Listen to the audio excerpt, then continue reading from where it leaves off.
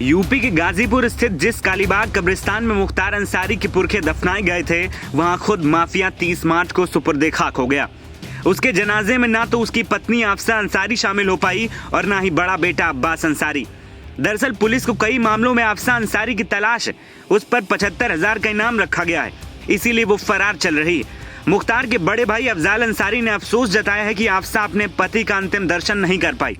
उन्होंने ये भी कहा कि इस्लामिक रीति रिवाजों से मुख्तार के अंतिम संस्कार से जुड़ी सभी रस्मों यानी कि इद्दत के बाद संभव है कि आफसा कोर्ट में सरेंडर कर दे। मीडिया से बातचीत में अफजाल अंसारी ने बताया कि मुख्तार के बड़े बेटे अब्बास अंसारी पर विधानसभा चुनावों के दौरान आचार संहिता से जुड़े मुकदमे दर्ज हैं। इसके साथ ही अब्बास पर गन लाइसेंस से जुड़े कई मामले हैं। अब्बास को अंतिम संस्कार में शामिल होने के लिए पैरोल की अर्जी डाली गई थी। चूंकि अब्बास विधायक है, इसीलिए मामला MP MLA कोर्ट में ही सुना जाना था। कोर्ट उस दिन बैठी नहीं, इसीलिए सुनवाई नहीं हो पाई। कोर्ट के आदेश के बिना उसके जेल से बाहर आने के अलावा और कोई विकल्प नहीं था। गौरतलब है कि इद्दत एक इस्लामी रीति रिवाज है। इद्दत संयम की एक अवधि है जिसका पालन एक महिला को अपने शौहर के इंतकाल या तलाक के बाद करना होता है। इसकी अवधि 4 महीने तक होती है। अफजाल अंसारी ने बताया कि आफसा के साथ जो हुआ वो किसी दुश्मन के साथ भी नहीं होगा कि किसी का पति मर जाए और वो उसके अंतिम दर्शन न कर पाए।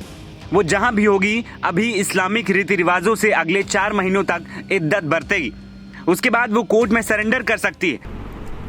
आफसा के विरुद्ध पहले ही से वारंट है और वो इनाम भी घोषित कर दिया गया है। ऐसी परिस्थिति बनाई जा सकती है, ये भगवान न करे कि कभी किसी दुश्मन के ऊपर भी आए कि उसका सुहाग उजड़ जाए, वो अपने सुहाग का दर्शन भी न कर सके, किसी के ऊपर न आए। लेकिन हुआ ऐसा, क्योंकि अब वो जहाँ कहीं भी होगी हमारे धार्मिक रीति के हिसाब से वो 4 महीने की तो इद्दत बढ़ाएगी। उसके बाद हो सकता है कोर्ट के सामने आए, वो अपनी एंटीसिपेटरी बेल के लिए हाई कोर्ट और सुप्रीम कोर्ट का भी दरवाजा खटखटाई है। देखिए, तमाम तरह कानून में विंडो होती हैं, किन्हीं विंडो से अगर उन्हें राहत मिल जाए तो ठीक है।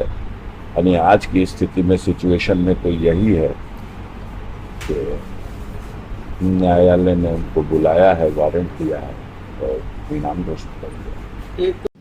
अफजाल के मुताबिक आफसा ने अग्रिम जमानत के लिए हाई कोर्ट और सुप्रीम कोर्ट का दरवाजा भी खटखटाया है। कानून में कई विकल्प हैं, उनमें से किसी से अगर आफसा को कानूनी राहत मिल जाए तो ठीक है। कोर्ट ने आफसा को तलब किया और वारंट जारी किया है। बात करें आफसा पर दर्ज मुकदमों की, तो आफसा पर गाजीपुर मऊ में कई मामले दर्ज हैं, जिसको लेकर पिछले दिनों मऊ पुलिस के द्वारा मुख्तार अंसारी के आवास फाटक पर और मुख्तार अंसारी के ससुराल में छापेमारी तक हुई थी। इतना ही नहीं, मऊ पुलिस द्वारा आफसा अंसारी को फरार घोषित करने के बाद उनके आवास दर्जी टोला पर मुनादी कराकर नोटिस चस्पा किया गया था और यह बताया गया था कि कोर्ट के द्वारा दिए गए समय के अंदर कोर्ट में वो हाजिर हो जाएं।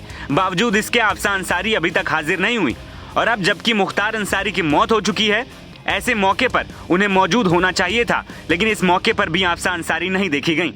अब देखना यह होगा कि पति के जाने के बाद आफसा और कितने दिन पुलिस की गिरफ्त से दूर रहती हैं। NBT ऑनलाइन की रिपोर्ट।